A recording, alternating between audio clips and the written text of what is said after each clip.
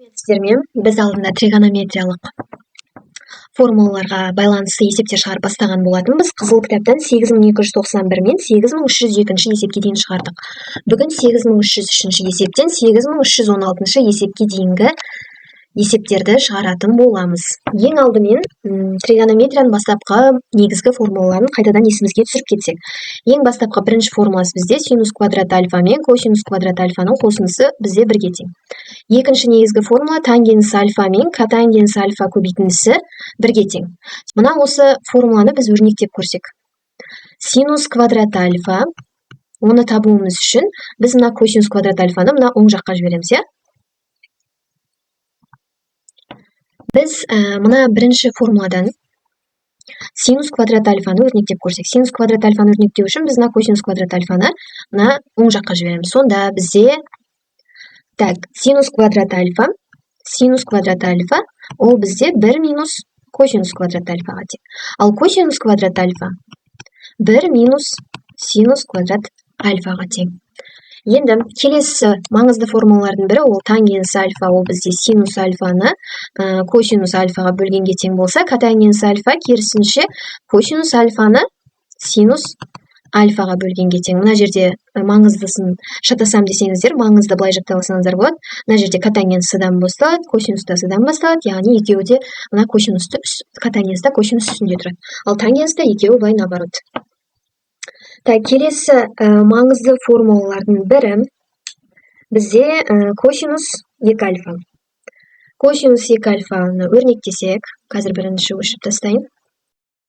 Косинус 2 альфа, ол бізде косинус квадрат альфа минус синус квадрат альфа. Осы жерде бізде мына косинус квадрат альфаны өрнектеу үшін косинус квадрат альфа дегеніміз ол бізде 1 минус синус квадрат альфа. Минус синус квадрат альфа. Яғни косинус квадрат альфаның орнына мен мына 1 минус синус квадрат альфа жаңағы өрнектегенді қойдым, иә? Енді сонда бізде мына 2 минус синус квадрат альфа мен минус синус квадрат альфа минус 1 ол бізде минус 2-ге тең, сонда 1 минус 2 синус квадрат альфа болып, екеуі бір-біріне қосылады екен. Енді мына жерден керісінше синус квадрат альфаны өрнектесем, косинус квадрат альфа минус 1 минус косинус квадрат альфа болады, синус квадрат альфа тең. Сонда бізде болады ары қарай, мына минус болса, жақшаның ішіндегі таңба өзгереді, иә? Жақшаның сыртында минус тұрса, минус пен минус плюс. Сонда косинус квадрат альфа минус 1 плюс косинус квадрат альфа. Сонда мына косинус квадрат альфаға косинус квадрат альфаны қоссақ, бізде болады 2 косинус квадрат альфа минус 1. Яғни формуламыз былай шықты. Косинус 2 альфа, косинус 2 альфа, ол бізде бірінші формуласы 1 минус 2 синус квадрат альфа болса, екінші формуласы 2 косинус квадрат альфа минус 1. Мынау да бізде бір формуласына жатады. Сонда 3 түрлі ашылады косинус 2 альфа. Келесі синус 2 альфаның формуласы, бұл формулалардың бәрін жазып отырсаңыздар болады. Синус 2 альфаның формуласы бізде 2 синус альфа бөлінген, көбейтілген косинус альфа. Кешірім, мына жерде бөлінген деп жүрдім. 2 синус альфа көбейтілген косинус альфа. Бұл бізде формула түрленбейді. Осы формулалар түсінікті болса, формулаларды бөлек бастапқы дәптерлеріңіздің басына жазып қойсаңыздар болады. Түсінікті болса, есептерді шығаруды бастайық. 8303 есеп бізде синус альфа минус косинус альфа көбейтілген тангенс альфа. Мен мына жерде есепті шығару үшін тангенс альфаны формуласы бойынша ашайын. Тангенс альфаның формуласы бойынша тангенс альфа бізде синус альфа бөлінген косинус альфаға тең. Яғни мына тангенстің орнына қоямын синус альфа бөлінген косинус альфа деп. Яғни орнына қойылды. Косинус альфа мен косинус альфа қысқарады, өйткені біреуі мынау үстінде тұр, біреуі астында тұр, алымы мен бөлімінде тұр. Енді сонда қалды бізде синус альфа минус синус альфа. Өйткені косинустар кетіп қалды. Синус альфадан синус альфаны азайтсаң 0 болады. Келесі 8304 есеп. 8304 есепте косинус квадрат альфа минус 1 минус 2 синус квадрат альфа жақшада дейді. Енді бұл есепті шығару үшін негізі 2 жолмен де шығаруға болады. Былай жақшаны ашайын мен ең бірінші. Косинус квадрат альфа минус, мына жақша ашылған кезде таңба салу сәт. Өйткені минус пен минус бізде плюсты береді. Сол үшін 1 плюс 2 синус квадрат альфа. Тең. Косинус квадрат альфаның өзінің формуласы қандай бізде? Ол бізде 1 минус синус квадрат альфаға тең. Яғни, мына косинус квадрат альфаның орнына мен мынаны қойып тұрмын. Минус 1 плюс 2 синус квадрат альфа. Мына жерде минус 1 мен минус 1 қысқарады, өйткені 1-ден минус 1-ді азайтсаң, бәрібір 0 шығады. Не қалды, соны жазам. Минус синус квадрат альфа плюс 2 синус квадрат альфа. Мына жерде мынандай сан тұр. Минус синус квадрат альфаның алдында минус 1 тұр. Минус 1 плюс 2 плюс 1-ге тең. Яғни, мынандай ғой. 2 синус квадрат альфа минус синус квадрат альфа. 2-ден 1-ді азайтсам 1-ге тең. Яғни, жай синус квадрат альфаның өзі қалады. 8305 есеп. Минус косинус квадрат альфа плюс 1 минус синус квадрат альфа.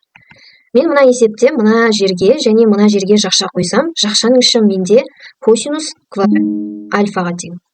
Сонда минус косинус квадрат альфа плюс косинус квадрат альфа, ол бізде минус 1 плюс 1 деген сияқты 1 минус 1, ол бәрібір бізде 0-ге тең болады екен. 8306 есеп. 1 минус синус альфа 1 плюс синус альфа дейді. Тең. Мына жерде бұл екі жақша қандай формулаға ұқсап тұр? 7-ші сыныпта өткен бізде қысқаша көбейту формуласына ұқсап тұр. А минус В, А плюс В екі жақша. Ол бізде неге тең? А квадрат минус В квадратқа тең. Бізде Аның орнында бізде 1 тұр, В-ның орнында синус альфа тұр. Яғни мына оң жағын алсам, менде 1-дің квадраты минус синус-дің квадраты болады. Сонда 1 минус синус квадрат альфа болады. Өйткені 1-дің квадраты бізде 1-дің өзіне тең. 1 минус синус квадрат альфа, ол бізде косинус квадрат альфаға тең. 8307 есеп. Косинус альфа минус 1 косинус альфа плюс 1. Тура жаңа формула А минус В, А плюс В. Ол бізде Аның квадраты, А бізде косинус болғандықтан косинустың квадраты минус 1-дің квадраты. Яғни бізде косинус квадрат альфа минус 1 болады. Өйткені 1-дің квадраты 1-ге тең. Енді осы формуланы түрлендірсем, екеуінің орнын ауыстырып жазайын. Минус 1-ді алдына жіберейін, косинус квадрат альфаны артына жіберейін. Сонда бізде мынандай шығады. Минус 1 плюс косинус квадрат альфа. Егер де мен минусты жақшаның сыртына шығарып жіберсем, минус 1 минус косинус квадрат альфа қалады жақшаның ішінде. Сонда дұрыс қой. Мына жақшаны қайтадан ашсам, минусты 1-ге көбейтсем, минус 1 шығып тұр. Минусты минус косинус квадрат альфаға көбейтсем, минус пен минус плюс, сонда плюс косинус квадрат альфа шығып тұр. Сонда мына жақшаның ішін келтіріп алдым бір формулаға. Ол қандай? Бізде 1 минус косинус квадрат альфа синус квадрат альфаны береді. Сонда минус синус квадрат альфа. 8308. 8308-де косинус альфа минус тангенс альфа көбейтілген синус альфа. Енді қараңыздар, мына жерде ең алдымен мен тангенс альфаны ашамын.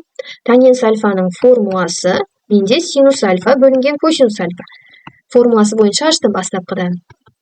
Енді мына жерде қысқаратын ештеңе жоқ. Бізде бөлшектің алымында синус альфа мен синус альфа тұр. Екеуін бір-біріне көбейтсем, синус квадрат альфа болады. Минус синус квадрат альфа бөлінген косинус альфа. Яғни екеуін көбейттім. Енді сонда ортақ бөлім берейін. Мына жаққа косинус альфа мен 1-ге ортақ бөлім косинус альфаның өзі болады. Сонда ортақ бөлім косинус альфа, үстінде косинус квадрат альфа минус синус квадрат альфа. Ең бастапқанда қайталап өткендей, мына формула бізде, ненің формуласы? Косинус 2 альфаның формуласы. Косинус 2 альфа бөлінген косинус альфа болады. 8309. Синус альфа көбейтілген косинус альфа көбейтілген тангенс альфа дейді. Үш функцияда бір-біріне көбейтіліп тұр, иә. Сонда қараңыздар, тангенс альфаны ашайын мен. Тангенс альфаның формуласы бізде синус альфа бөлінген косинус альфа. Яғни тангенстің орнына мен жазайын синус альфа бөлінген косинус альфа. Мына тангенсті мен ашып жібердім. Косинус альфа мен косинус альфа қысқарады. Өйткені мына жерде біреу алымында, біреу бөлімінде тұр, иә. Сонда бізде не қалады? Синус альфа мен синус альфа бір-біріне көбейтіліп қалады. Синус альфаны синус альфаға көбейтсем, синус квадрат альфа болады. 8310 есеп.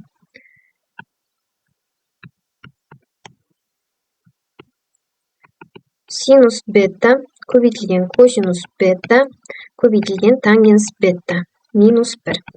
Мына жерде де мен ең алдымен синус тангенс беттаны ашайын. Синус бета қайтадан жазамын, косинус бета. Енді тангенстің орнына не қоямын? Тангенстің орнына синус бета бөлінген косинус бета минус 1. Косинус пен косинус қысқарады әдеттегідей. Сонда бізде қалады синус квадрат бета минус 1. Синус квадрат қайдан шықты десеңіздер, мына жерде синус пен синус қалып тұр. Синус бета мен синус бетаны көбейтсем, синус квадрат бета қалады. Енді жаңағыдай орын ауыстырайын, минус 1 плюс синус квадрат бета. Мен мына минус 1-ді алдына жібердім, синус квадрат беттаны артына жібердім. Сонда жақша қояйын мына жерге. Жақша қойсам минус 1 минус синус квадрат бета. Мен мына жақшаның ішін әкеліп алдым. Бір формулаға, ол бізде 1-ден синус квадрат беттаны азайтсам, бізде косинус квадрат бета болады. Жақшаның сыртына минус шығарғаным. Мына минусты қайтадан 1-ге көбейтсек, минус 1 болады. Минусты минус синус квадрат бета көбейтсек, мынандай бізде қайтадан плюс синус квадрат бета шығады. 8311.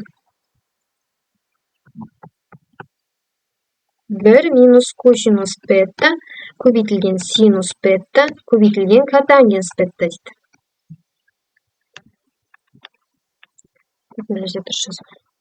Котангенс бета дейді. Мен мына котангенс беттаны ашайын. 1 минус косинус бета көбейтілген синус бета котангенс бета неге тең? Косинус бета бөлінген синус бетаға тең. Ең бастапқы форма айтып өткен. Сонда мына синус бета мен мына синус бета қысқарады. Сонда бізде қалады, мынандай ашып жазайыншы, 1 минус косинус бета көбейтілген косинус бета.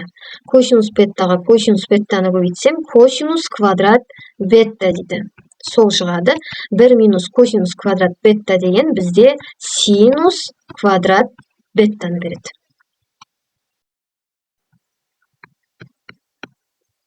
Синус квадрат бета көбейтілген тангенс бета көбейтілген котангенс бета дейді.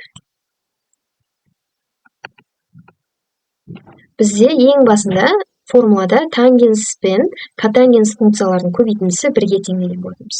Сонда синус квадрат бета көбейтілген 1 тең, ол бізде синус квадрат бетаның өзіне тең. 8313 есеп, косинус квадрат бета минус тангенс бета көбейтілген котангенс бета. Бұл жерде де мына екі функцияның көбейтіндісі 1-ге тең, 1-ді береді. Сонда косинус квадрат бета минус 1 қалды.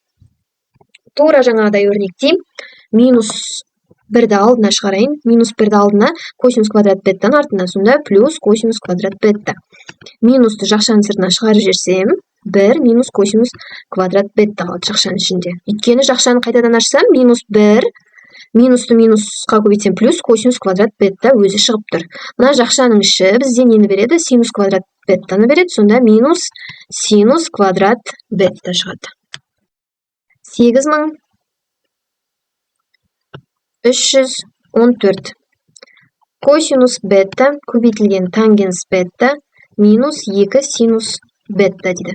Мына жерден мен тангенс беттаны ашайын. Тангенс бета дегеніміз косинус бета синус бета бөлінген косинус бета, я? Косинус пен косинус қысқарады. Сонда бізде не қалады? Синус бета ғана қалып тұр. Синус бета минус 2 синус бета.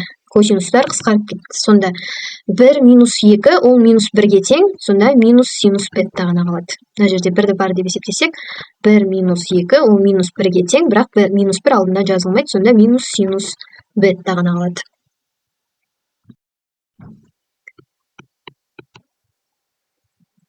Косинус квадрат бета.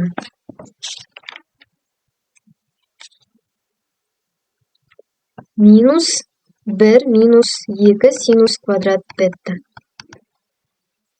Мен мына жақшаны ашып жүретін болсам, жақшаның ішіндегі таңба өзгереді. Жақшаның сыртында таңба минус болса, жақшаның ішіндегі таңба өзгереді. Сонда косинус квадрат бета минус 1 плюс 2 синус квадрат бета.